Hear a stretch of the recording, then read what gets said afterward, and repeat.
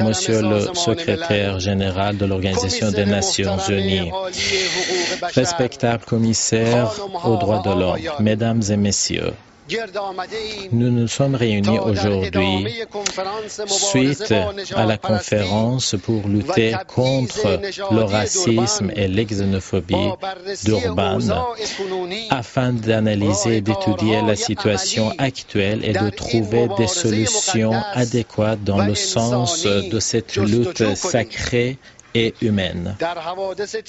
Dans le cadre des événements des derniers siècles, des méfaits ont été commis à l'égard de l'humanité. Au cours du Moyen Âge, les grands hommes et les savants étaient condamnés à mort et par la suite, l'esclavage et l'esclavagisme et la chasse à l'homme des hommes innocents et la séparation des hommes de leur famille et leur transfert en Europe et en Amérique dans des situations les plus mauvaises et des millions de personnes ont été ainsi transportées. Une période noire de l'histoire qui s'est accompagnée à la fois de l'occupation des terres des autres et des massacres des populations innocents. Des années se sont écoulées jusqu'à ce que les pauvres, avec leur révolte et en payant le prix fort et au prix du massacre des millions de personnes, ont réussi à évincer ceux qui les ont occupés et ont mis en place des gouvernements nationaux. Ceux qui cherchent l'autorité, pendant une courte période de temps, ont provoqué deux grandes guerres mondiales qui se sont imposées à la fois en Europe mais aussi en Afrique et en Asie. Des guerres qui ont provoqué près de 100 millions de victimes et qui ont provoqué des destructions massives dans de nombreux territoires et contrées. Ceux qui ont remporté la victoire ont estimé qu'ils ont remporté le monde entier et ils ont pensé que les autres peuples étaient défaits et ils ont mis en place des lois et des façons de faire opprimantes et ils n'ont pas respecté le droit des autres peuples. Ils les ont piétinés. Mesdames et messieurs, le Conseil de sécurité qui a été le résultat de la Première et de la Deuxième Guerre mondiale, analysez-le. Sur quelle base ils ont le droit de veto? Quelle est la logique? Cette logique est en conformité avec quelle valeur humaine ou divine? Avec la justice? Avec l'égalité devant la loi, avec les qualités de l'être humain?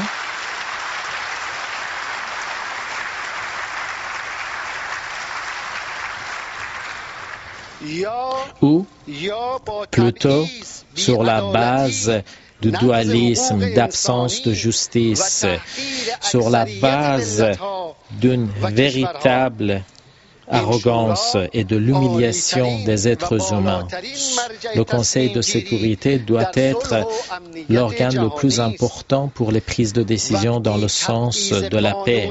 Lorsqu'il y a un tel dualisme, lorsque la loi, plutôt que d'être basée sur la justice, est basée sur la force et l'injustice, comment pouvons-nous espérer qu'il y ait la paix et la justice? Rechercher le pouvoir et l'arrogance est à la base du racisme, de l'exxénophobie et de l'injustice et de l'occupation. Même si aujourd'hui beaucoup de racistes et d'exxénophobes en parole, soi-disant, condamnent l'exxénophobie. Mais lorsque plusieurs pays puissants à travers le monde s'arrogent seuls le droit de veto sur la base de leurs propres intérêts et lorsqu'ils se donnent le droit de prendre des décisions pour le reste des pays du monde, à ce moment-là, la totalité des lois et des valeurs humaines peuvent être piétinées, de la même manière que cela a été fait. Après la Deuxième Guerre mondiale, sous prétexte sous prétexte des Juifs qui ont été victimes et l'Holocauste, des armées ont occupé d'autres territoires et des transplantations ont été effectuées, des peuples ont été transposés à partir de l'Europe et d'autres pays. Et à ce moment-là, une population et un gouvernement illégitime s'est mis en place en Palestine. Et en réalité, et voilà, vous le voyez, la délégation française apparemment suivie de la délégation européenne, de l'ensemble des diplomates européens qui quittent cette conférence de Genève sur le racisme en plein discours d'Ahmadinejad. Ahmadinejad, Mélissa, qui commençait à aborder la question de l'Holocauste. Il commençait tout juste à aborder donc, la question d'Israël et de l'occupation de la Palestine. Jusque-là, il s'en était pris d'ailleurs à l'ONU sous l'égide de laquelle se tient cette conférence, pour ensuite se tourner vers Israël. Et donc, nombreux ont été ceux qui sont sortis, toute la délégation européenne, en plus de la délégation française. Le mal qui a été fait à cause de l'exxénophobie, ils ont fait en sorte que des xénophobes les plus violents ont été mis en place dans un autre endroit, à savoir la Palestine.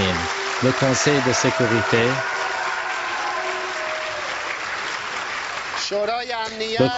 sécurité a fait en sorte que ce gouvernement illégitime s'est mis en place et depuis 60 ans, le Conseil de sécurité a apporté son soutien à ce gouvernement et a laissé les mains libres aux oppresseurs pour tous les crimes. Et de plus, les États-Unis et beaucoup de pays occidentaux qui s'estiment vouloir lutter contre les xénophobies, en réalité les soutiennent. Alors que l'occupation, les bombardements et les crimes qui sont commis dans la bande de Gaza ont été condamnés par tous les êtres humains, ces pays soutiennent ces criminels.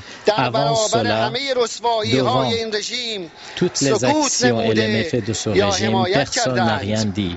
Ou ces pays ont opté pour le silence.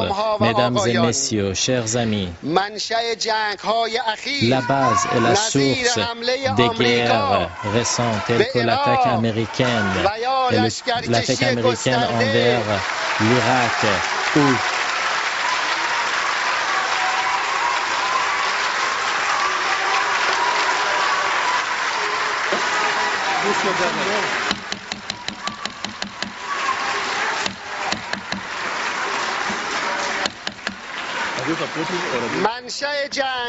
la source des guerres récentes, à l'exemple de l'invasion américaine en Irak ou la venue des forces étrangères en Afghanistan. Quelle a été la source de ces guerres, mis à part l'orgueil du gouvernement des États-Unis et ceux qui disposaient de la puissance et de l'argent pour essayer d'étendre leur pouvoir pour faciliter l'action de ceux qui construisent les armes pour détruire des civilisations plusieurs fois millénaires et de détruire les capacités des pays de la région qui auraient pu agir contre le régime d'occupation de Jérusalem. Et ces actions avaient pour objectif de voler les matières premières irakiennes. Pourquoi plusieurs millions de personnes ont été forcées à l'exil?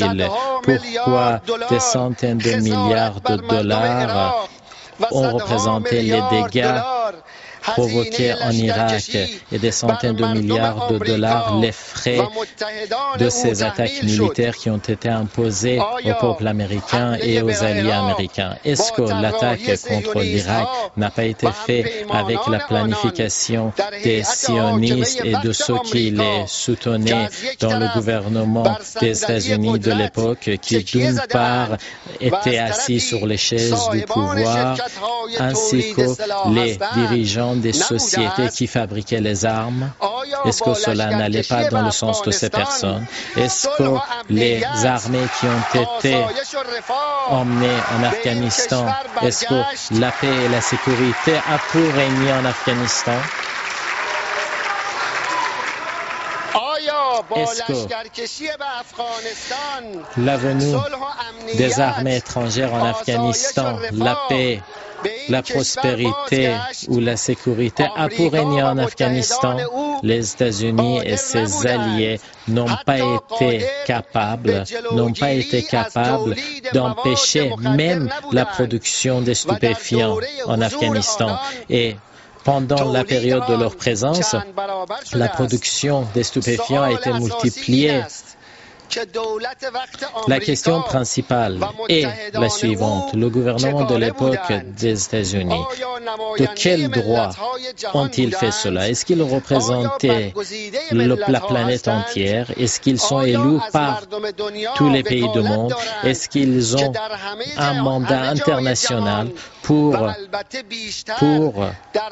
intervenir dans l'ensemble des contrées du monde et en particulier dans notre région? Est-ce que ces différentes actions, l'occupation de l'Irak et de l'Afghanistan, trouvent leur source ailleurs que dans l'exxénophobie, dans le racisme? Est-ce qu'ils ne cherchent pas à piétiner l'indépendance des peuples? Mesdames et messieurs, les responsables de cette économie en crise au niveau international, qui sont les responsables? Où est-ce que cette crise a débuté? En Afrique? En Asie?